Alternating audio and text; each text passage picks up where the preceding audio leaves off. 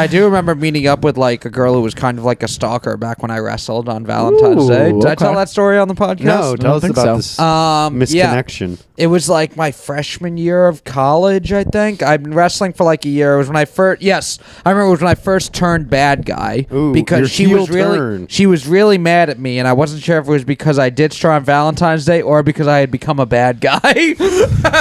In case you're wondering the highbrow that Matt was messing with. Yes. Did you stay in the bit and like talk to her on the phone about like, hey, look, I know you're probably mad that I was working on Valentine's, but you knew I was bad to the core. Yeah. And I'm going to show you how bad I am at Wrestle Night 76 coming to your home soon in Westville, New Jersey. And you just you stay with that character no matter what. Yeah. So 5 p.m. doesn't work for me. How about 5:30? Yeah. The Matt Marinator is going to show up at 7:38 as soon as he gets done with his shift at Burger King. I was not working at Burger King.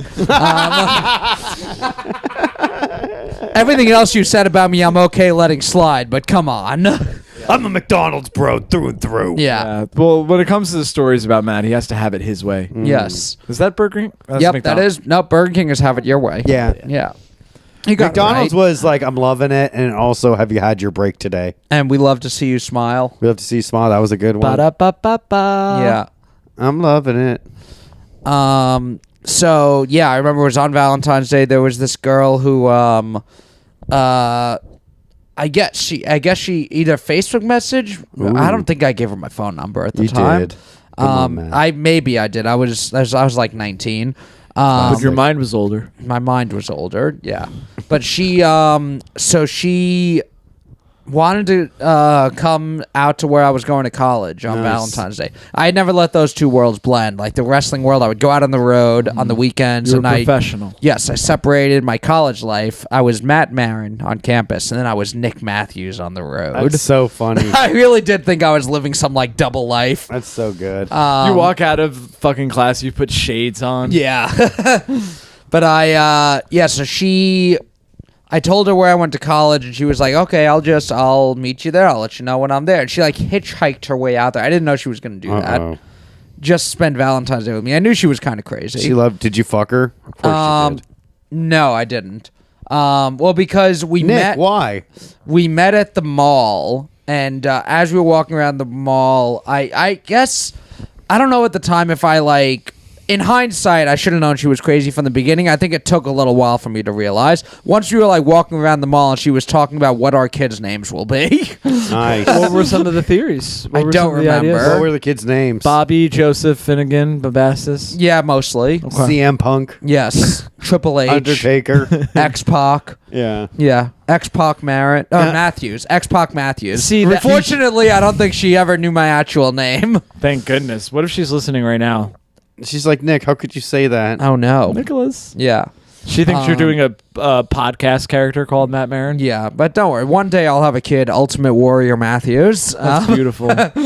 But yeah, so we were walking around the mall, and at a certain point I'm kind of like, fucking, I want to find a way to get out of this. Yeah. And I didn't know how.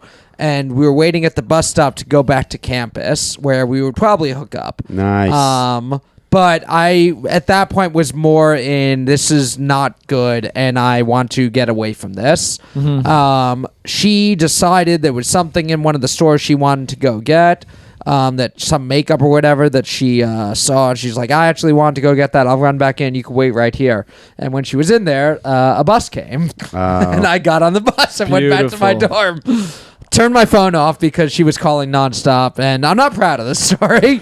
Yeah, I would have fucked her. It was the right thing to do. Yeah. Was she like? I even before, I remember leading up to it, there was a girl who I was friends with from high school who was also, I think, single on Valentine's Day, and I was like, kind of talking to her as like, hey, we're both single on Valentine's Day. Do you want to hang out? Which was just me desperately not wanting to hang out with this other girl and just trying to find a way out of it. So I think even beforehand I was kind of dreading it, but I think part of it was like for the story. I would do it and see what happens. Yeah, but then I did it all for the story. What? The story. What? The story.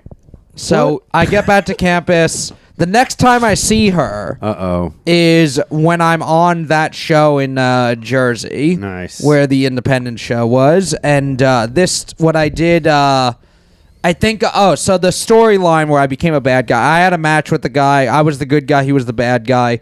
And at the end of the match, I did a diving move to throw him through a table. Mm-hmm. He was on the table. I laid him out. I dive. He moves out of the way. I fall to the table. I got like a bone spur in my elbow because I landed awkwardly on my arm. Now you can't get drafted. Yeah, and then that looked worse than it was. So we did a storyline where I would come out in a sling instead I had a broken arm, and a guy who was one of the older wrestlers from my mentor, and he started feuding with the guy who broke my arm. Okay. And then they were having a match against each other. And I would come out to the ring as like his manager. They have their match. This is the next time I see the girl. They're having their match, and I come out. My arm's fully healed. They both are knocked down, and I come out with the steel chair, and I'm finally going to get my revenge. But then I turn, and I hit my mentor over the head with the chair instead. Benedict Arnold over here. And I get on the microphone and I tell everyone that after I broke my arm and I was in the hospital, that guy who you think is the bad guy was the only one to visit me and actually check on me to see how I was doing. Because even though we were rivals, we had respect for each other. And that's more I can say than about any of you in the audience. You say you like me and you like all your favorite wrestlers, but we don't get any phone calls from you. I didn't hear from any of you. So I'm only going to answer to the people who I know respect me, and I know that's not any of you.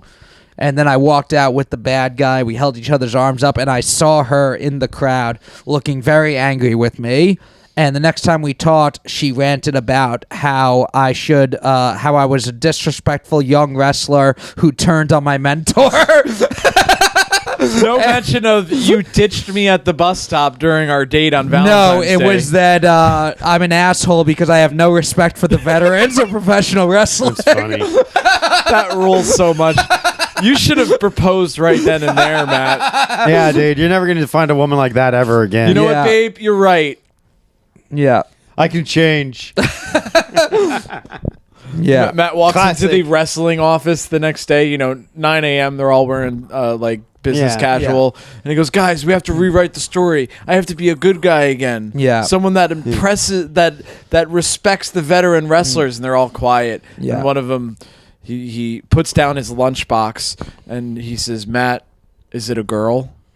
And Matt says it is. Yeah. And then then he finally has to talk. To be fair, she was also mad about that. It wasn't like that didn't come up at all, but that was like a part of the story. Uh-huh. The main thing was, she's realized what a bad person I am because of that. Uh-huh. And then, of course he would ditch me on Valentine's Day. He doesn't even respect the veteran wrestlers. Damn, Bobby. I'm actually a little shaken that Why? you don't respect the veteran wrestlers. Locker Room Talk. Check it out wherever podcasts are sold.